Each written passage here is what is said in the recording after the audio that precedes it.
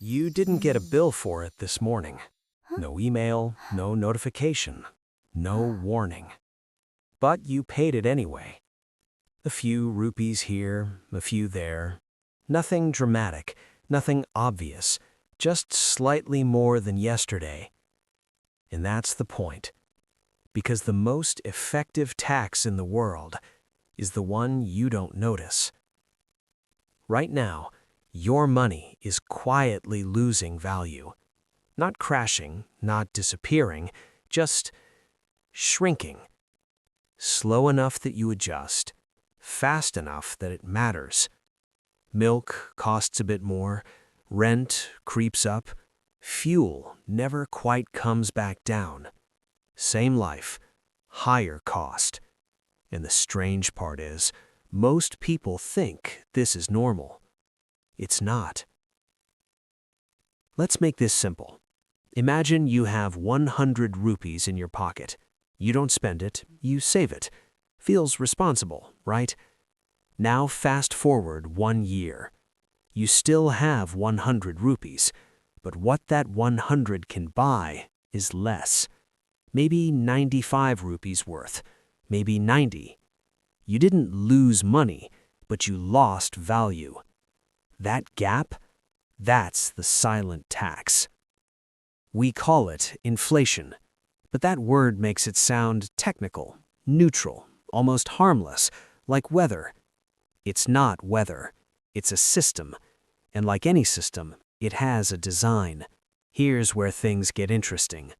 New money is constantly being created, not printed in piles like movies show, mostly digital, numbers on screens.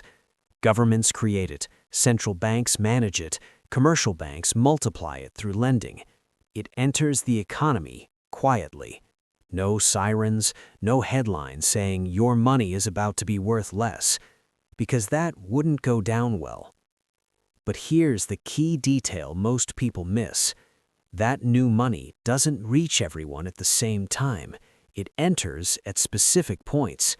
Financial institutions, large corporations, asset markets. Basically, the top of the system. And when that new money arrives, it starts moving. Think of it like pouring water into a series of connected containers. The top containers fill first, they overflow, then the next ones fill, and so on. But by the time water reaches the bottom, the level everywhere has already risen. Prices behave the same way. When new money hits financial markets, stocks react, real estate reacts, assets inflate first.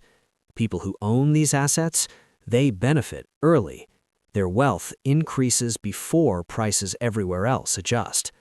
Then the effect spreads. Businesses face higher costs, they raise prices. Suppliers adjust, transport gets expensive. Eventually, it reaches you, at the grocery store, at the fuel pump, at rent time. But your income, it doesn't move at the same speed. It lags, always slightly behind. Which means by the time you earn more, prices have already moved again. It's like running on a treadmill that speeds up just before you catch up. Now here's the uncomfortable math. If inflation averages, say, 6% a year, your money loses about half its purchasing power in roughly 12 years. Half. So something that costs 100 rupees today could cost around 200 in the future. Same product, different price. Your money didn't grow weaker overnight. It eroded, quietly, consistently. And this is where the irony kicks in. You're told to save money, be responsible, put it in the bank. But if your savings grow slower than inflation, you're actually losing purchasing power every year. So you're doing the right thing and still falling behind. Meanwhile, the system rewards something else. Ownership, assets, debt used strategically. Because when money loses value, things priced in money tend to rise. Houses, stocks, land. So if you own them, you're somewhat protected. If you don't, You feel the full force of the silent tax. And then there's debt. This part sounds backwards at first. When inflation rises, the value of money falls, which means the value of debt also effectively shrinks over time. You repay loans with cheaper money, so borrowers can benefit, especially large ones. Governments know this, corporations know this. They operate with it. Most individuals, they're never really told how it works. Now, zoom out. Why does this system exist? Because controlled inflation encourages spending. If money loses value over time, people are less likely to hoard it. They invest, they spend, the economy moves. That's the theory. But theory and reality don't always match. In reality, inflation doesn't hit everyone equally. If your income is fixed, you feel it immediately. If your wealth is tied to assets, you often stay ahead of it. So the same system that keeps the economy moving also widens the gap between people, quietly. And here's what makes it powerful. There's no single moment you can point to, no line item that says, you paid $500 in inflation today. It's spread out, invisible, small enough to ignore, big enough to matter. Think about the last 5 years. Prices have moved, not in one jump, but in steps. Each step felt manageable, but together, they changed your cost of living entirely. And because it happened gradually, you adapted. That's how the system sustains itself. Now, compare that to a direct tax. If the government suddenly took a large chunk of your income in one go, you'd notice, you'd react, there would be outrage. But inflation, it doesn't trigger that reaction, because it doesn't feel like a deduction. It feels like things getting expensive. Language matters. Perception matters more.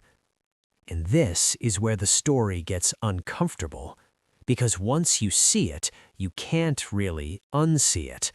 Every price tag starts telling a different story, not just about supply and demand, but about money itself changing underneath everything. You start asking different questions. Why do prices rarely come back down? Why does growth seem to require more money in the system? Why does your purchasing power feel like it's slipping even when you're earning more? And maybe the biggest one, if this silent tax affects almost everyone, why is it almost never explained this clearly? Because it's easier to manage a system when people see the symptoms but not the mechanism. So the next time you spend money, pause for a second, not because the price is high, but because of what that price represents, a system in motion, a quiet shift in value, a tax you never agreed to but keep paying anyway. And the real question isn't whether it exists, it's this: now that you can see it, what do you do differently?